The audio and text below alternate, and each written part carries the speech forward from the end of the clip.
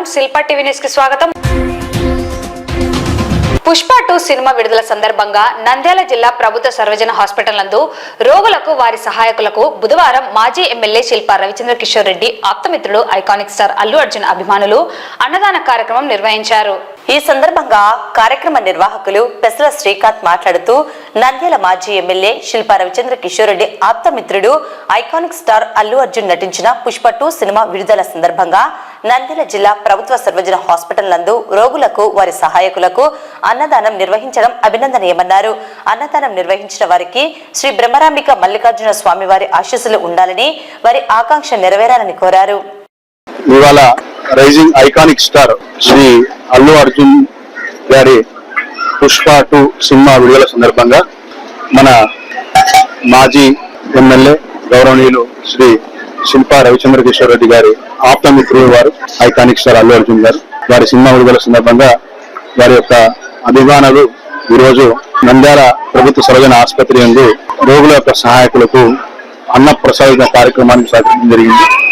ఈ సందర్భంగా సంస్థ తరఫున వారికి మరియు వారి అభిమానులందరికీ హృదయపూర్వక కృతజ్ఞతలు తెలియజేస్తూ శ్రీ బ్రహ్మరామ మల్లికార్జున స్వామి ఆశీస్సులు వారికి వారి కుటుంబ సభ్యులకు నిలవేలా ఉండాలని, ఆయుర ఆరోగ్యాల ఆశీస్సులు ప్రసాదించాలని మనస్ఫూర్తిగా భగవంతుని ప్రార్థిస్తూ అన్న ప్రసాద వితరణదాత సుఖీభవ, అన్న ప్రసాద వితరణదాత సుఖీభవ, అలాగే ఆ సినిమా కూడా మంచి విజయం సాధించాలని చెప్పి వాళ్ళు ఏ ఆకాంక్షతో అయితే ఈ యొక్క అన్న ప్రసాదం చేశారో రోగుల యొక్క సహాయకులకు ఆ యొక్క సంకల్పం కూడా నెరవేరాలని చెప్పి మనస్ఫూర్తిగా భగవంతుని ప్రార్థిస్తున్నామండి. ధన్యవాదాలు.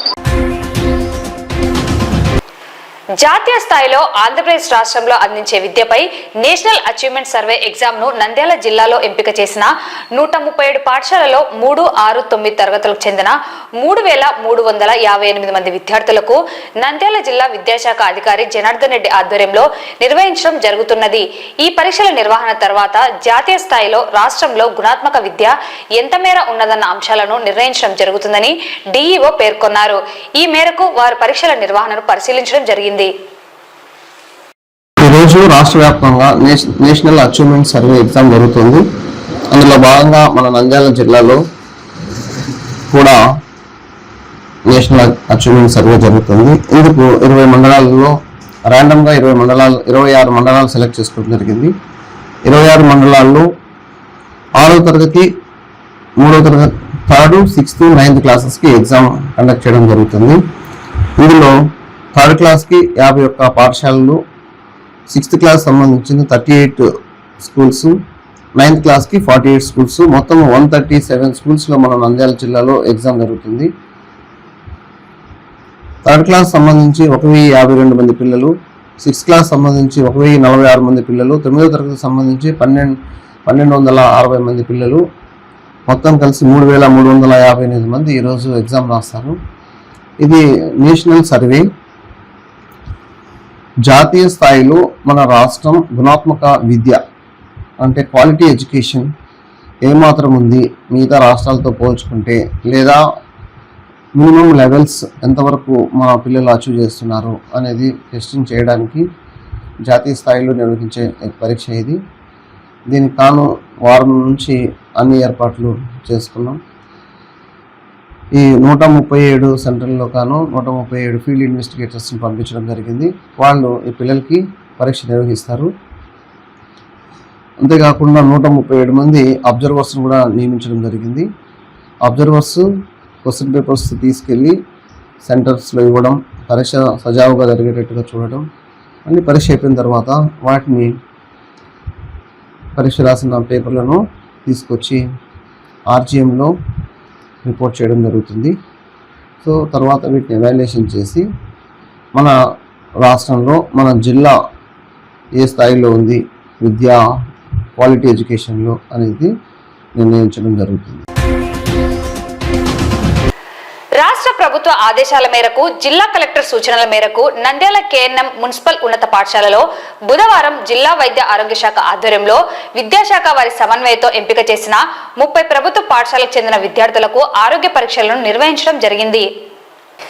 డిఎంహెచ్ఓ మాట్లాడుతూ శనివారం సీఎం విద్యాశాఖ మంత్రి ఆధ్వర్యంలో రాష్ట్ర స్థాయిలో నిర్వహించే మెగా పేరెంట్స్ టీచర్స్ మీటింగ్ సంబంధించి వీడియో కాన్ఫరెన్స్ ద్వారా అనుసంధానించడం జరుగుతుందని, ఈ మేరకు విద్యార్థులతో, వారి తల్లిదండ్రులతో, ఉపాధ్యాయులతో వర్చువల్ విధానం ద్వారా మాట్లాడడం జరుగుతుందని పేర్కొన్నారు. నేడు నిర్వహించిన కార్యక్రమంలో పాఠశాల ప్రధానోపాధ్యాయుడు అసదుల్లా హుసేన్, వైద్యాధికారులు, సిబ్బంది, ఉపాధ్యాయులు పాల్గొన్నారు. రేపు శనివారం 7వ తేదీ రాష్ట్ర వ్యాప్తంగా మెగా పేరెంట్ టీచర్స్ మీటింగ్ అనేది నిర్వహించమని చెప్పినారు. వారి ఆదేశాల ప్రకారము మన పాఠశాలలో ఈ కార్యక్రమాన్ని నిర్వహిస్తున్నాము. దీనికి గౌరవ న్యాయశాఖ మరియు ముస్లిం సంక్షేమ శాఖ మంత్రివర్యులు గౌరవనీయులు శ్రీ ఎన్ఎండి ఫారూక్ గారు, మరి వారు చదివిన పాఠశాల కాబట్టి ఈ పాఠశాలలో నిర్వహించే కార్యక్రమానికి వారు హాజరవుతారు అని వారు తెలియజేయడం అనేది మనకు చాలా సంతోషించదగ్గ విషయము. కాబట్టి ప్రభుత్వ ఆదేశానుసారము, అదేవిధంగా ఇక్కడ జిల్లా కలెక్టర్ గారు, అదేవిధంగా డిఓ గారి, జిల్లా విద్యాశాఖ అధికారి యొక్క ఆదేశాల ప్రకారం వారి నాయకత్వంలో ఈ కార్యక్రమాన్ని ఘనంగా నిర్వహించడానికి టీచర్లు, అదేవిధంగా పిల్లలు, పేరెంట్స్ అందరూ ఇక్కడ ఏర్పాట్లు చేస్తున్నాం. దీనిలో భాగంగా డిహెచ్ఎంఓ సార్ గారు ఈ పాఠశాల నుంచి ఈ పిల్లల యొక్క ఆరోగ్య విషయంలో తనిఖీ అనే కార్యక్రమం జరుగుతుంది. మరి ఈరోజు కూడా సారు సందర్శించి పిల్లలతో ఇంటరాక్ట్ అయ్యి మంచి విషయాలు తెలియజేశారు. కాబట్టి అందరి సహకారంతో జిల్లా అధికారులు, అనధికారులు, పేరెంట్స్, టీచర్లు, పిల్లలు, మీడియా మిత్రులు అందరి సహకారంతో ఈ కార్యక్రమాన్ని మేము విజయవంతం చేస్తామని నేను కోరుకుంటున్నాను. ముఖ్యంగా ఈ మెగా పేరెంట్ టీచర్ మీటింగ్ 7వ తేదీన శనివారం జరుగుతుంది. ఆ రోజు గౌరవ ముఖ్యమంత్రి గారు, గౌరవ మంత్రివర్యులు లోకేష్ గారు కూడా అటెండ్ అయ్యి రాష్ట్ర వ్యాప్తంగా టీచర్స్, అలాగే పేరెంట్స్, స్టూడెంట్స్ అందరూ కలిసి ఆ స్కూల్లో అటెండ్ కావడము, అక్కడ ఇంటరాక్ట్ కావడం, ముఖ్యంగా పేరెంట్స్తో ఇంటరాక్ట్ అయ్యేసి వారికి సంబంధించిన కొన్ని ప్రశ్నలు వేయడము, దానికి సమాధానాలుగా పేరెంట్స్ నుంచి రాబట్టడము, స్టూడెంట్స్ రాబట్టడం జరుగుతుంది. అందులో భాగంగా ముఖ్యంగా అన్ని ఇండికేటర్స్ ఏవైతే ఉన్నాయో మనకు స్కూల్ హెల్త్, మన ఎడ్యుకేషన్ తరఫున వాళ్ళు చేయడము, తర్వాత ముఖ్యమైనది వచ్చేసి హెల్త్ డిపార్ట్మెంట్ తరఫున ప్రతి ఒక్క పిల్లవాడికి స్క్రీన్ చేయడం, హెల్త్ స్క్రీనింగ్ చేయడం అనేది మెయిన్ ఇంపార్టెంట్. మొత్తం హెడ్ టు టో అంటే తల నుంచి కింది బట్టల వరకు అన్ని రకాల పరీక్షలు చేసి ఆ పిల్లవాడి యొక్క హెల్త్ ఎలా ఉంది అని చెప్పేసి ఎగ్జామిన్ చేయడం జరుగుతూ ఉంది. అందులో భాగంగా మనకు జిల్లా వ్యాప్తంగా 30 స్కూల్స్ ఇచ్చారు. మరియు మన గౌరవ మంత్రివర్యులు ఎన్ఎండి ఫరూక్ గారు చదివిన స్కూల్ కాబట్టి కేజీఎన్ స్కూల్ ఈరోజు ఇక్కడ కూడా ఎక్స్ట్రాగా ఈ స్కూల్లో నుంచి సార్ రేపు శనివారం అటెండ్ కాబోతున్నారు. ప్రతి స్కూల్లో ఒక రౌండ్ స్క్రీనింగ్ అనేది స్టార్ట్ చేశాము, ఇప్పుడు జరుగుతూ ఉంది. సో ఎక్కడైనా ఏదైనా ఇష్యూస్ ఉందంటే పిల్లవాళ్ళకి ఖచ్చితంగా వారికి మరి రెఫర్ చేసి ట్రీట్మెంట్ ఇవ్వడం జరుగుతుంది. తర్వాత డెంటల్ సంబంధించిన ఒక పిల్లలకి ముఖ్యంగా ఈ డెంటల్ కేరీస్ ఉంటుంది కాబట్టి వారికి డెంటల్ డాక్టర్ చూపించడము, ఆల్రెడీ ఇంతకుముందు గతంలో పరీక్షలు చేసినప్పుడు వారికి ఫాలోఅప్ ఎలా ఉంది, ట్రీట్మెంట్ అందిందా లేదా, ఏమైనా ఇష్యూస్ ఉన్నాయో చూడడము, ఇవన్నీ కూడా స్కూల్ హెల్త్లో భాగంగా మన హెల్త్ డిపార్ట్మెంట్ తరఫున చేస్తున్నాము. సో దీనికి సంబంధించి ఈరోజు ఈ స్కూల్లో గౌరవ హెడ్ మాస్టర్ గారు అటెండ్ అయ్యి టీచర్లు అందరూ కూడా వాళ్ళకి సంబంధించిన ఏర్పాట్లన్నీ వాళ్ళు చేస్తూ ఉన్నారు. సో రేపు జరగబోయే 7వ తేదీన జరగబోయే మెగా పేరెంట్ టీచర్ మీటింగ్కి అన్ని ఏర్పాట్లు జరుగుతూ ఉన్నాయి. మన గౌరవ కలెక్టర్ మేడం గారు ఎప్పటికప్పుడు ఆదేశాలు ఇస్తూ డిఈఓ గారు అందరూ కూడా, ఎంఈఓ గారు, కన్సర్న్ డిప్యూటీ డిఈఓ గారు అందరూ కూడా దీంట్లో ఇన్వాల్వ్ అయి చేస్తూ ఉన్నారు. వాళ్ళకి ఏదైనా ప్రాబ్లమ్స్ ఉంటే కన్నా మెడికల్ ఆఫీసర్ కూడా వచ్చి ఎగ్జామిన్ చేస్తున్నారు. ఆ 30 స్కూల్స్లో సార్ చెప్పినట్టు 30 స్కూల్సే కాకుండా మొత్తం మన జిల్లాలో ఉన్నటువంటి గవర్నమెంట్ స్కూల్స్, గవర్నమెంట్ ఎయిడెడ్ స్కూల్స్లో కూడా ఈ స్క్రీనింగ్ స్టార్ట్ అయిపోయింది. ఆల్రెడీ స్టార్ట్ చేస్తున్నారు. యాజ్ పర్ యాక్షన్ ప్లాన్ ప్రకారం మొత్తము స్క్రీనింగ్ చేస్తూ ఉన్నారు.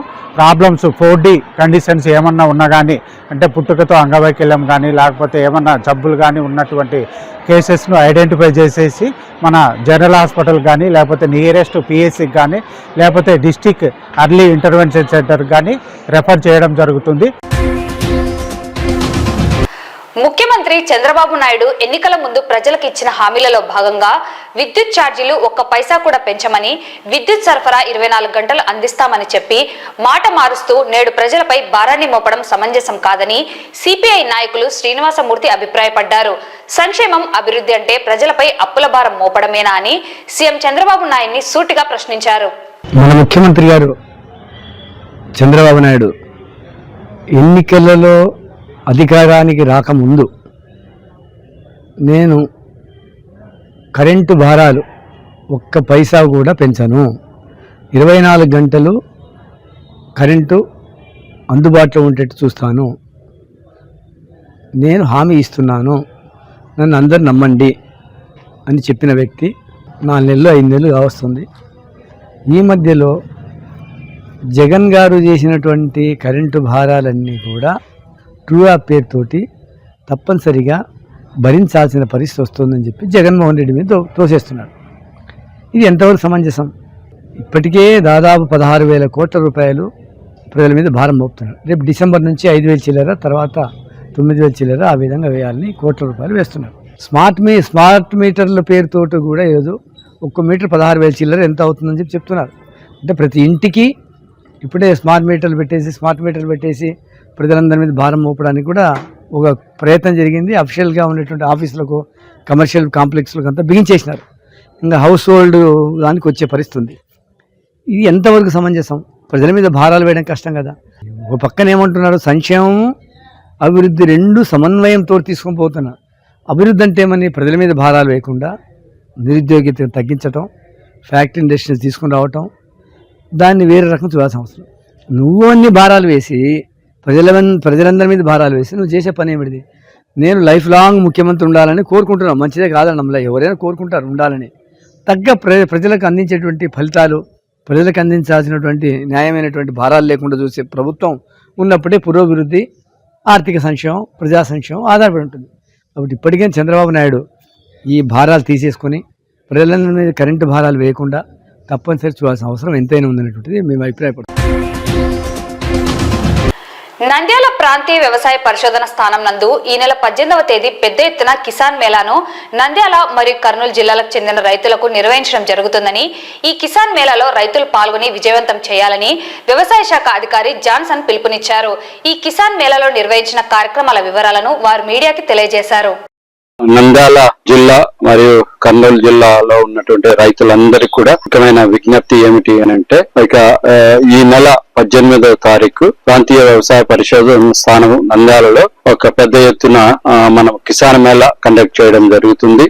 దీంట్లో ఈ యొక్క కిసాన్ మేళను పురస్కరించుకొని వ్యవసాయ శాఖ మార్చులు అచ్చెన్నాయుడు గారు, జిల్లా మంత్రి పయ్యాల కేశవ్ గారు, ఫరూక్ గారు, తర్వాత బీసీ జనార్దన్ రెడ్డి గారు, అట్లా కర్నూలుకు సంబంధించి భరత్ గారు, ఈ మినిస్టర్లతో పాటు ఎమ్మెల్యేలు, ఎంపీలు అందరూ కూడా వచ్చి పాల్గొంటున్నారు.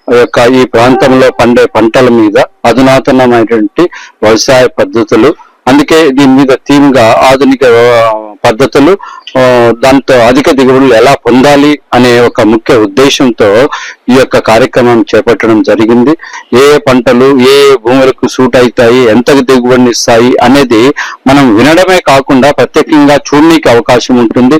వాటిని గురించి క్షుణ్ణంగా మనం తెలుసుకొని ఇక రాబోయే సీజన్ లో మనం వాటన్నిటిని ఉపయోగించుకున్నప్పుడు మనం రైతులు కూడా ఆర్థికంగా ముందుకు సాగనికి, ఎక్కువ దిగుబడి తీసుకోనికి, నాణ్యవంతమైనటువంటి పంటలు తీసుకోనికి అవకాశం ఉంటుంది. కాబట్టి రైతు సోదరులు అందరూ కూడా విజ్ఞప్తి ఏమిటంటే, మీరు విరివిగా మీరు అందరు కూడా వచ్చి పాల్గొనాలని కోరుకుంటున్నాము.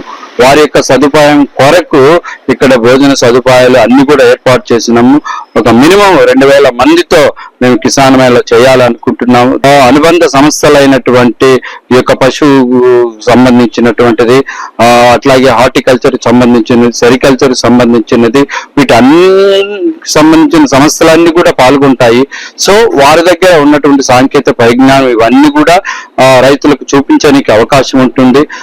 వాళ్ళల్లో ఉన్న ఆ యొక్క డిపార్ట్మెంట్ లో ఉన్న స్కీమింగ్ గురించి కూడా మీకు చెప్పడం జరుగుతుంది. కాబట్టి రైతు సోదరులు అందరూ కూడా దీన్ని సద్వినియోగం చేసుకున్నప్పుడు మీకు పంటల్లో వచ్చే సమస్యలు అయితేనేమి, లేక ఏ పంటను ముందుగా మనం ఎన్నుకొని పెట్టుకోనికి అవకాశం ఉంటుంది. దాంతో పాటు ఈ యొక్క బ్యాంకులు కూడా వచ్చి పాల్గొంటుంటాయి. కాబట్టి ఆ బ్యాంకులతో మీరు కూడా ఇంటరాక్ట్ అయినప్పుడు వాళ్లకు మీకు లోన్ సదుపాయం అయితేనేమి, వాళ్ళు ఇచ్చే ఏ రకాలైన లోన్స్ ఉంటాయి, వీటన్నిటి కూడా మీరు తెలుసుకోనికి అవకాశం ఉంటుంది.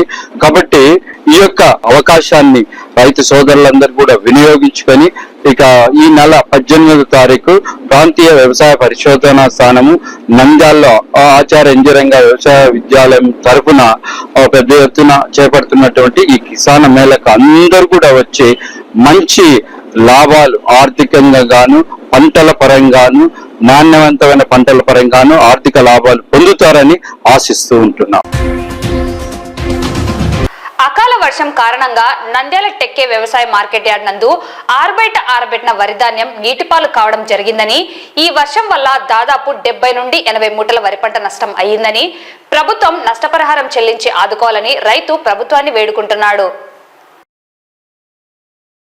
మావి మా 10 ఎకరాల పొలము. 10 ఎకరాల పొలంలో ఒక 80 మూటలు అయితే ఇప్పుడు కనీసం అంటే ఒక 10 బస్తాలు, అంత మొత్తం వచ్చేసి ఒక 70-80 బస్తాలు నష్టం.